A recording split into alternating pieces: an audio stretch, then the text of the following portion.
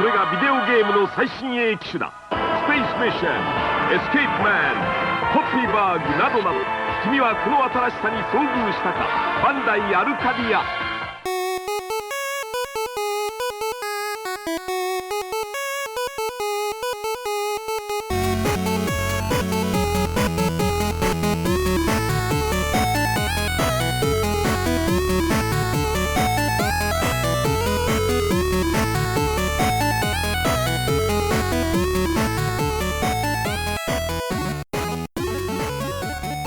Hey there, everybody. Welcome to another episode of Classic Gaming Brothers. I'm Seth. And I'm Zach. And we are the Classic Gaming Brothers. That's right. We are the Classic Gaming Brothers. That's right. I like the energy you brought into this. You're like, yeah. everybody!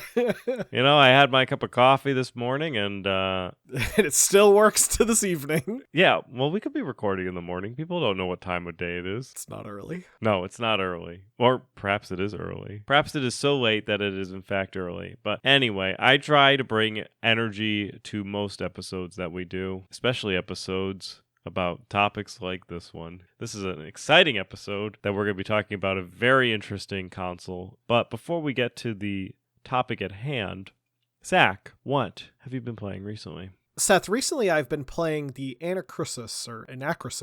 I'm not exactly sure how you say the name. It's a first-person shooter developed and published by Stray Bombay, and it came out in terms of early release last year in 2022, though it is due to be fully released in a few days as of the recording of this episode, I believe on the 19th of 2023 in January. The game is a 4-player cooperative first-person shooter set aboard a starship stranded in space, and basically, it's Left 4 Dead, but with a 1970s/Star Trek coat of paint on it. And it's a pretty fun game so far. I've played one mission with a couple of my friends, and basically the game plays very similarly to Left 4 Dead. You go from point A to point B, and those points are safe rooms, and you fight monsters that come in the way. However, the game does have some unique differences to Left 4 Dead. For one, there isn't ammo per se. There are recharge points because your weapons are battery powered, because they are space weapons. Also, the various upgrades you get are through what are called matter compilers. So you go to these special stations that you encounter, and you go onto the matter compiler, and you have a choice of 3 options. They could be a perk to your character, a perk to the whole team, or a weapon upgrade. And sometimes you get things like turning a single fire pistol into a burst fire, or making enemies explode if they are low on health, and doing damage to other enemies around them, or picking up weapons that are time-based. There are weapons like a stasis gun, where if you shoot people with it, they slow down in time, but you don't. You go at normal speed. So there's all these kind of like spacey sci-fi stuff on it, and I think it makes a unique sort of game. But the game does have this kind of 1970s vibe, and I would say kind of like a classic Trek vibe to it, where everything is very like retrofuturism with like dials and switches and like reel-to-reel computers. And there are specifically in the spaceship, there are, I believe they're called like lounge pits. There was this thing in the 70s where like in the houses they would have like a depressed part of the floor that would be a couch, so it looked like a pit and you would sit in it, and they fell out of style because they're very dangerous because people would fall into the pits and get hurt. But the starship is full of them because it's 1970s in space. But it just has a great kind of aesthetic to it. But it's a good time. I like playing it, and I'm looking forward to playing it more. I will say there is a bit of early access jank to it. There was this like one part where me and my friends got a little lost because we didn't exactly know where to go, and we stumbled on an area that I don't think we were supposed to go, and all of the monsters spawned behind one wall and they couldn't get out. So there was just like hundreds of monsters behind a wall and they couldn't get us, and it was very funny. So there's like kind of like jank like that, but they have been updating the game on a pretty regular basis. There was a patch last time I played it, so I'm sure by the time it was released, it'll be a little bit more ironed out, and I'm sure even by the time of people actually wanting to buy the game, it will be even more ironed out. But that is the Anacrusis or Anacrusis, and yeah. Seth, what about you? What have you been playing? Recently, I was playing the game I Am Jesus Christ, the prologue. It is being developed by Simulam and being published by Playway SA, which are the same publishers who published games like House Flipper. The game I Am Jesus Christ is due out in Q2 of this year, 2023. However, the I Am Jesus Christ, the prologue, is a standalone game and the introduction to the full version of I Am Jesus Christ. In the game, you play as Jesus, and you have to follow along of the story of Jesus while being told the story of Jesus through somebody reading passages of the scripture. So I explained it to Zach. It's kind of like if you took Skyrim-like graphics and you layered on a Morrowind-like dialogue, and then you themed that game about the Bible. That is close to what I Am Jesus Christ is. So I played a little bit of the game. I got to a part that was kind of difficult, and I'll get into that. But I played the first, I guess, mission. You start off as Jesus in bed, and you... Don't we all? And you get a message from an angel telling you to go find John the Baptist. So you have to go and tell your parents, Mary and Joseph, that you need to find John the Baptist. And you tell your father, Joseph, and he says, go talk to your mother. And then you tell Mary, and she said, yes, we've also been visited by angels. You should go to town to talk about to some fruit vendor who knows about John, which is great. So then you walk, run, leap over fences to get to where the town is, where there's a bunch of NPCs that you can talk to, and they all have varying different thoughts, but you can only really say like one line, or you can say like ... Like you just kind of like leave the like you don't have a lot of choices. You can't change, I guess, how the Bible unfolds. It'd be great if there is an alternate ending to the Bible. I really enjoyed, I talked to one of the shopkeepers and I said, do you know about John the Baptist? And they said, yeah, I don't like him. Yeah, I think that's a theme in the Bible, isn't it? People don't like John the Baptist. No, some of them did like him. Some of the shopkeepers some people really didn't like like him. And then he got his head chopped off. That's true. That does happen to him. Then after you find out that there's a man that's known as John Baptist's ally, you get to go talk to him and then prepare for your journey, which needs to happen in the morning. So then you go back to your mother, Mary, to report in about everything, and then she says, go to bed. So you say, okay.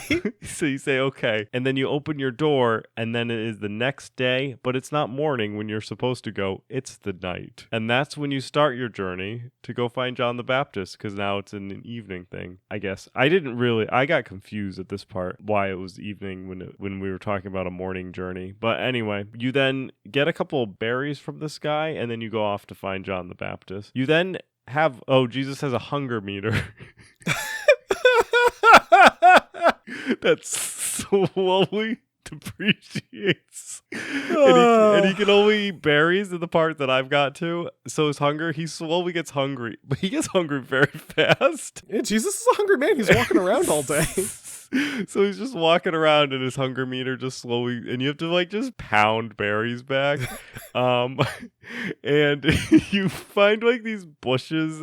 And you have to just pick a bunch of berries while having the scripture told to you. And eventually you find John doing the baptizing, and there's all these cutscenes that are strange. They're like in-game PowerPoint presentations. Good. That are animated, but they're very strange. But after you get baptized by John, you have to go do the 40 days in the desert. So you go out in the desert, and there's another PowerPoint presentation where it has this man who is supposed to be, I'm guessing, Satan, trying to tempt you to eat he has a picnic basket, and he's trying to tempt you to eat his picnic basket. But there's also this evil shadowy creature behind him. And then came the part where you are in the desert and you are hungry because you are fasting. And you have to go to the prayer circles to continue to fuel your energy, and it kind of becomes like Superman 64 where you have to get to the circles, except they're on the ground and you have to walk to them. Once you're in the circles, you eventually get to the part of the Bible where it's day 37 of Jesus's time in the fasting, where the Holy Spirit comes to visit and decides to train him for combat. So the Holy Spirit teaches you about how you can pray to gain prayer energy, and then use said prayer energy to either reflect missiles at you or shoot a beam of power to grapple people closer to you. Then you train with the Holy Spirit for combat, and then another PowerPoint presentation happens where a bunch of people are they're not a bunch of people. They're just a bunch of different voices that are all Satan, kind of like taunting you and fighting you. And then you go to hell and you have to fight Satan using your newfound powers. Though Satan is a couple of balls of light, and you have to reflect his fireballs at him and use your grappling a laser beam to fight him, which, is a really important part of the Bible. I didn't do so well in this because it's actually really tough, because every time you use your beam to bring him closer, your prayer diminishes. And every time you use your reflector fireball power, your prayer diminishes. And then you have to refresh, but every time you try to refresh, Satan just shoots a bunch of fireballs at you, and then you die.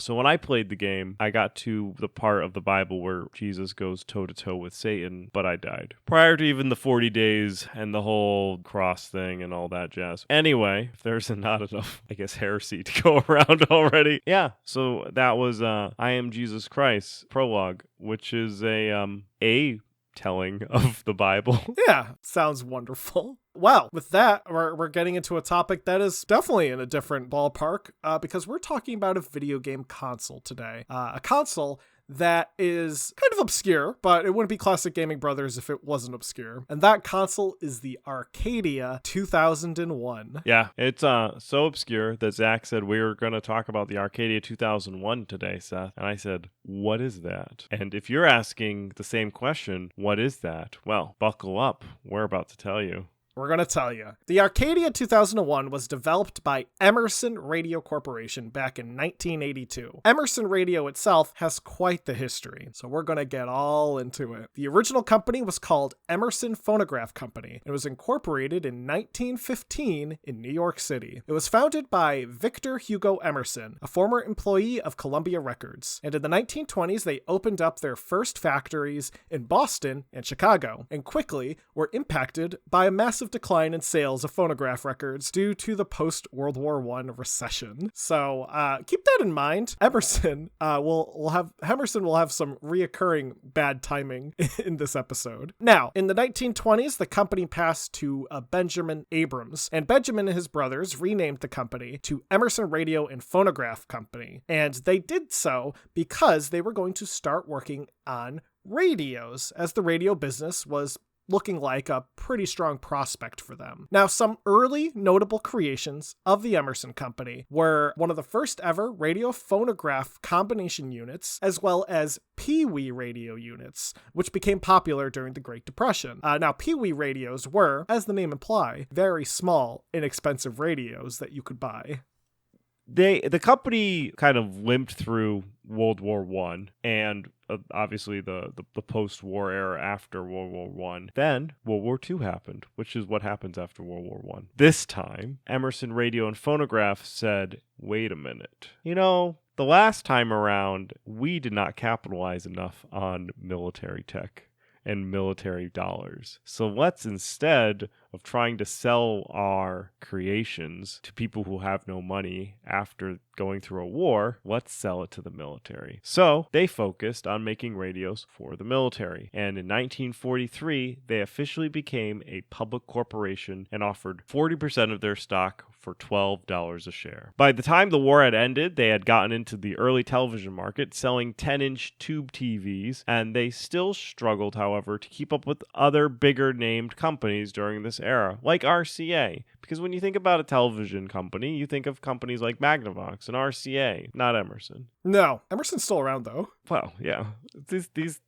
RCA and Magnavox, I think, they're probably owned, they're subsidiaries, I think, now. In the 1950s, Emerson began to take on other projects, such as air conditioning through the purchase of Quiet Heat. They also acquired Dumont Laboratories in 1958, which gave them access to higher priced lines of televisions, phonographs, and high fidelity stereo equipment. By the 1960s and 1970s, they continued to produce radios, televisions, and phonographs. They also dabbled in home recording equipment, such as tape recorders, and they also were working on medical devices such as pacemakers and funding the development of CAT scanners. They were generally one of these large American-based electronic goods manufacturer, which we had a bunch of. And these guys were like, well, if we can make X technology, radio, we can probably make other X technologies because we know manufacturing and we know like circuits and like we know how to make things run. There was a lot of these manufacturers out there who were like,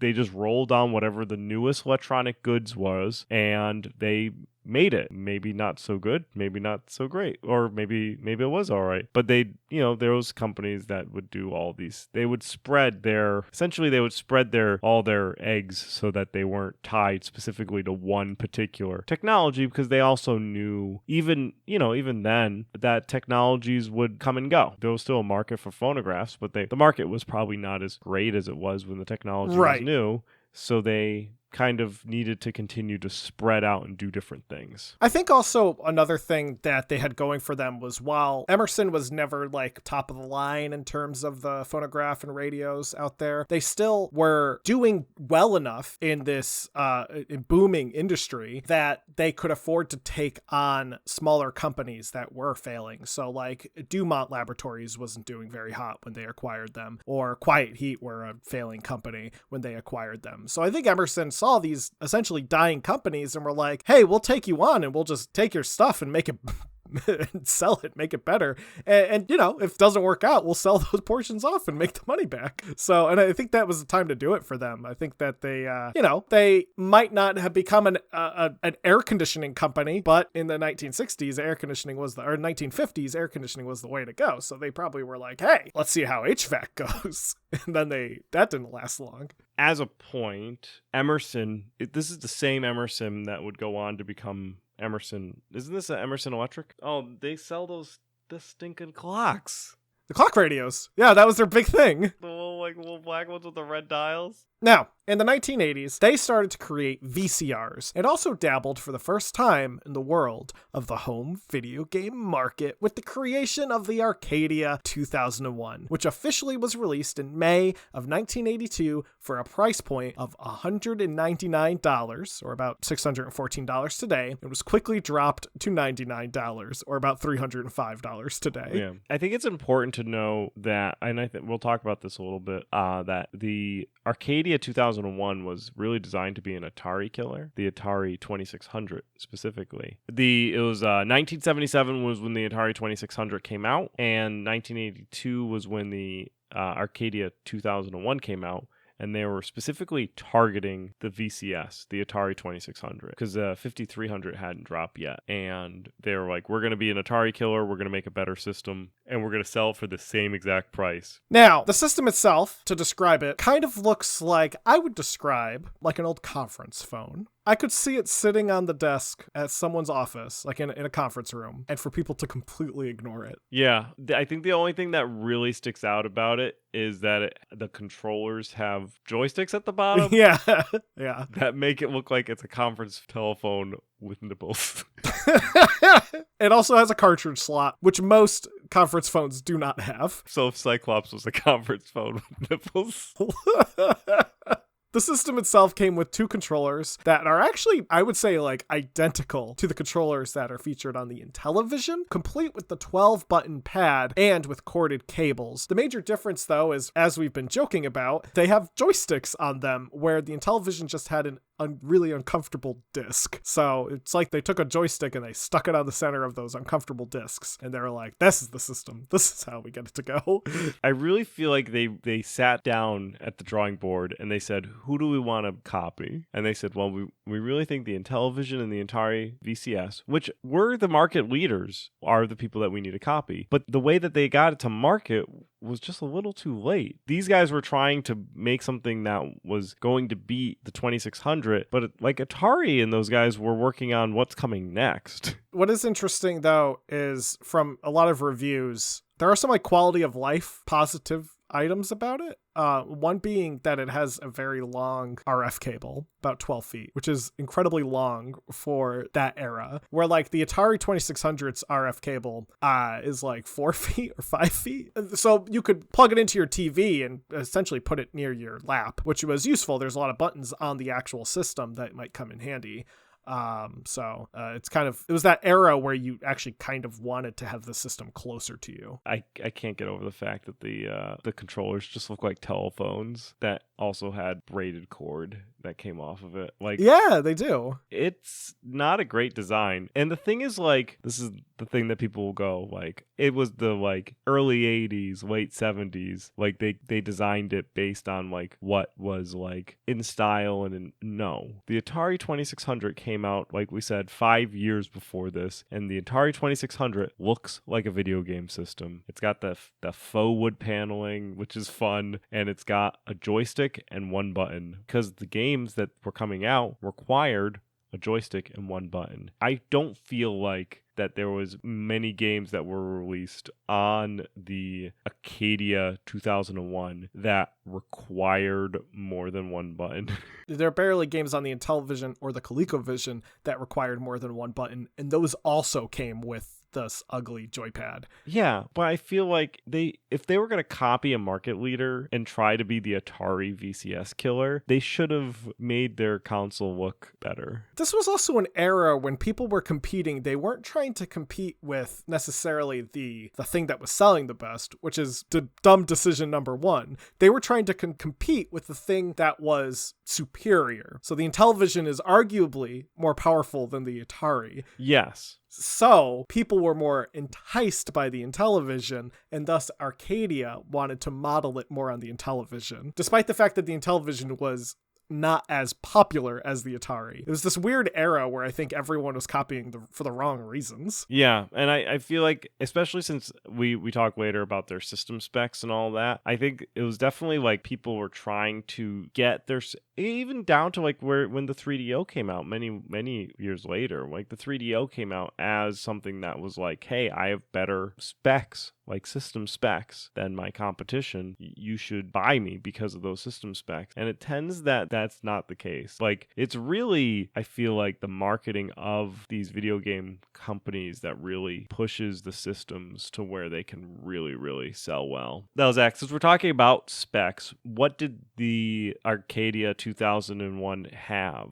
Yeah, so if you popped that puppy open, you looked at the insides, you would see that it was running a Signetics 2650 CPU clocked in at 3.58 megahertz. The Signetics CPU, I was looking it up, it's nothing too crazy. I don't know why they weren't using like a more common CPU at the time, but whatever, does the job, I guess. And the system only had 1 kilobyte of RAM. Now, the system using only 1 kilobyte of RAM is notable because the advertisements for the console claimed that it had 24 kilobytes of RAM. This was what we call a lie. The advertisement campaign claimed the system was more powerful than it really was. And they basically just lied. The machine itself would take ROM cartridges, and the cartridges kind of look like, I would say, oversized Atari 2600 cartridges. I often see Arcadia 2001 game cartridges for sale at retro game stores, usually in the same place as Atari cartridges are stored, usually for the same price, depending on the game. So I would say they're comparable, not only in size, but also just in general appearance. The cartridges are also these kind of a black color, but they have rainbow lettering on the label for the name of the game, which does make them stand out a bit more. The system itself would also only be able to display 8 colors, which is a little abysmal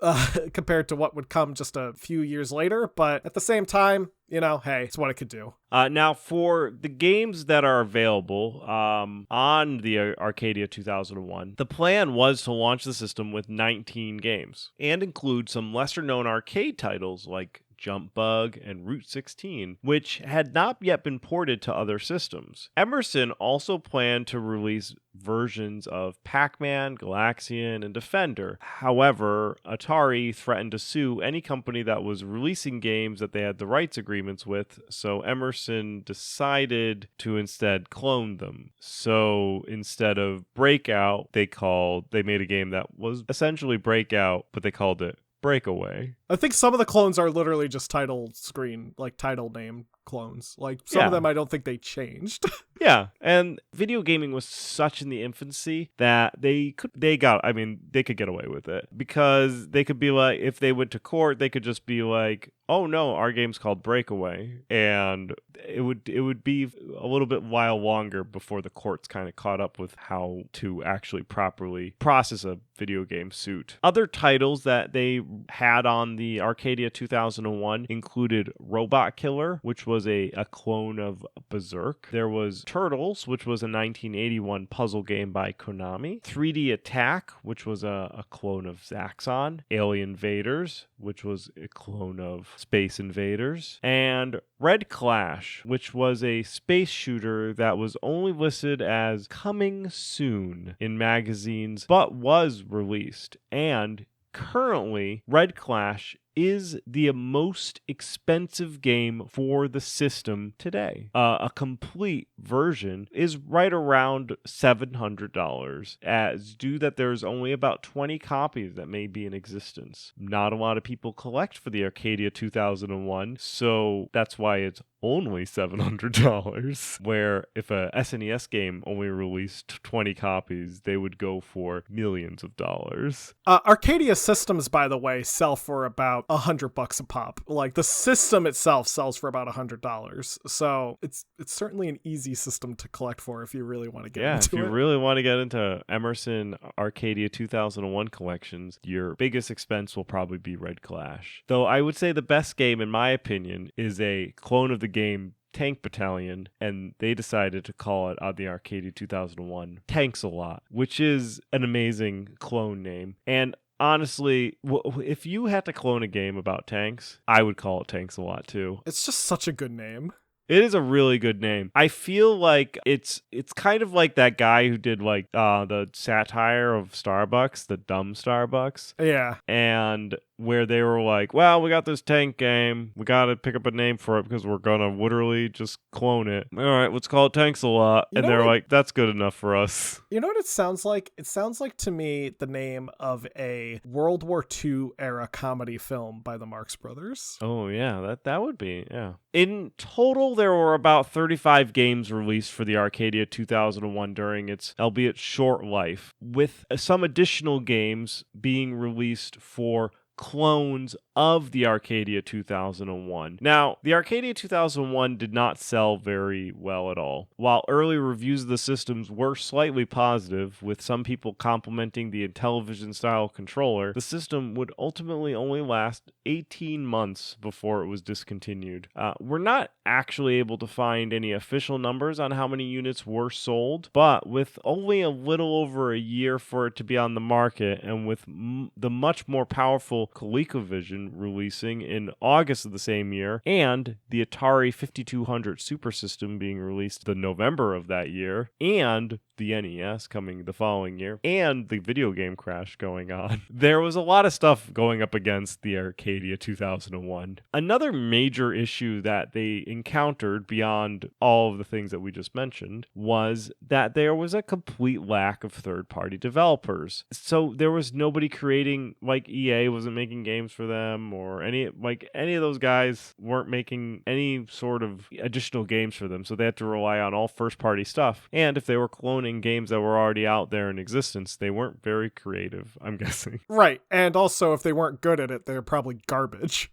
Right. The system would have go on to become a discarded tech, which would be found at the bottom bargain bins and would be going down to the prices of just $100 a system, where the ColecoVision would be launching at store shelves for $175, and the Atari 5200 Super System would be hitting MSRP at $299. And like we said the market would go on to crash in 1983, where nobody was buying any of these systems. Yeah. Until the Nintendo would hit our shelves and we would recover back from the video game crash. I would say that the Arcadia 2001 does have a bit of an odd legacy because there were a ton of clones. So for a system that was barely around for a little over a year, there were 35 or more clones of the system that were released worldwide. These were clones that were, from what I can tell, officially sanctioned by Emerson. Some of them don't look to be officially sanctioned, though.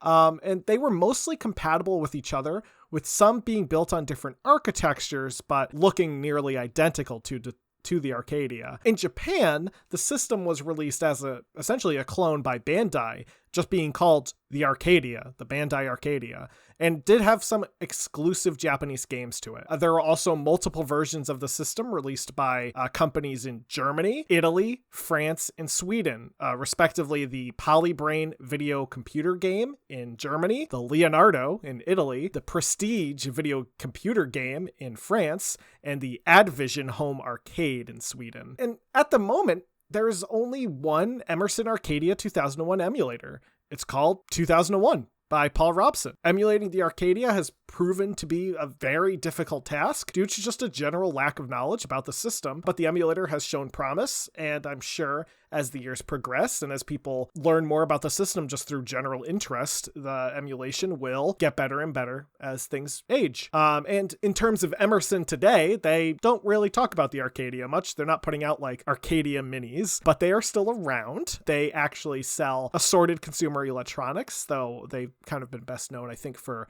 clock radios, specifically ones that have like weird dials and stuff on them. They just have like futuristic looking tech right now. If you go to their website, you can buy like a clock radio, a cell phone charger, and a toaster all on the same page. They got a whole bunch of stuff. And with that will do it for the Arcadia 2001.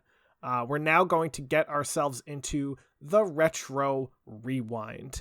So Seth had me play Pulseman for the Sega Genesis / Mega Drive. Pulseman is an action platformer developed by Game Freak, who are not as well known for Pulseman, but are very well known for Pokemon. The game was actually released in the US, though as most people might tell you it's only a Japanese exclusive, because it was only released on the Sega Channel in 1995 in the US, which is a bummer, because it's actually a pretty cool game. I could see it as one of those games that maybe Seth and I would have rented, though probably never owned.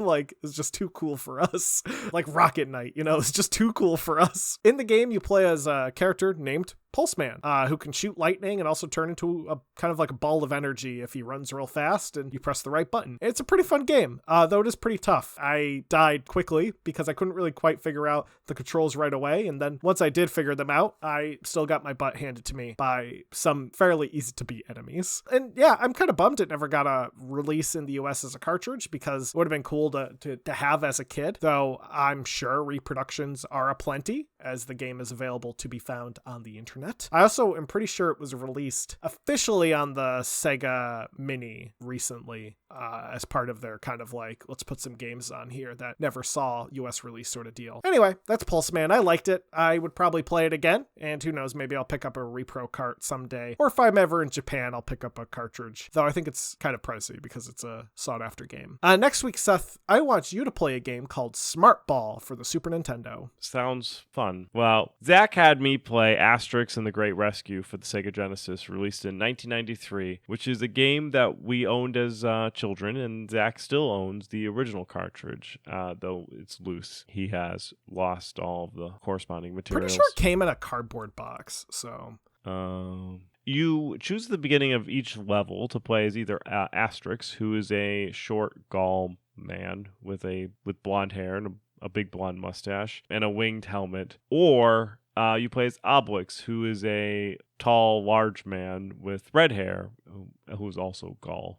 They are Gaulish because this takes place during the Roman occupation of Gaul, which is now modern-day France. And so it's Asterix and Obelix is very popular in France. And since our podcast is in English, I don't know how many French people listen, but they they do like their asterisks and obelisks. Yeah, they have a theme park over there. Not as popular here as it is there. Which is funny because last episode you said it is more popular than Tintin here. I just like I like the idea that Asterix is not popular here, but it is more popular than Tintin. Correct. I would say that's probably accurate. No, it probably is. I just think it's funny. On the degrees of popularity, I would put Tintin under Asterix and Obelix, and Asterix and Obelix can be under, I don't know, like Garfield? They're all like originally like newspaper comics, aren't they? Most of them. Even Tintin had like newspaper placement. Yeah. The game is a side-scrolling platformer where you go left to right across the map, and you have to try to get to the potion, because there's a magical potion that they drink in the cartoons and comics that allows them to punch Romans very effectively and makes them like super powered. I enjoyed it. It's a pretty good mascot platformer. The levels are pretty short, so you feel like you're making like progress playing the game, and they aren't too difficult, which makes me happy. I was playing on easy because I'm lame, but I had a fun time, and I was going through the game, and I was enjoying it. I was able to accomplish things. So does it hold up? I think it does. For a solid like 16-bit platformer, I think it does hold up, and the controls are tight. Everything looks good. It's just a very European themed game, which may not appeal to the American audience. So play as you will. Next week, Zach, you can play Rex Ronan, Experimental Surgeon for the SNES. Sounds amazing. Thank you, Seth. Yes. Well, if you want to tell us all about how much you love the Arcadia 2001, or how all the information that we provided was absolutely fake, you can send us an email at classicgamingbrothers@gmail.com. You can also visit our website at classicgamingbrothers.com, and you can check us out on Facebook, Instagram, Twitch, and Twitter. Our Facebook, Instagram, and Twitch are Classic Gaming Brothers. Our Twitter is CG Brothers Pod. We're available on all the available podcasting applications out there: Podbean, Stitcher, iHeartRadio, what have you. Check us out. Let your friends know that you love us. Give us ratings and 5 stars and yada yada. That would be great. Anyway, with that, that's all I have to say. Seth, do you have anything to contribute? Don't play games like my brother. And don't play games like my brother. I've been Seth. And I have been Zach. And we've been the Classic Gaming Brothers. That's right.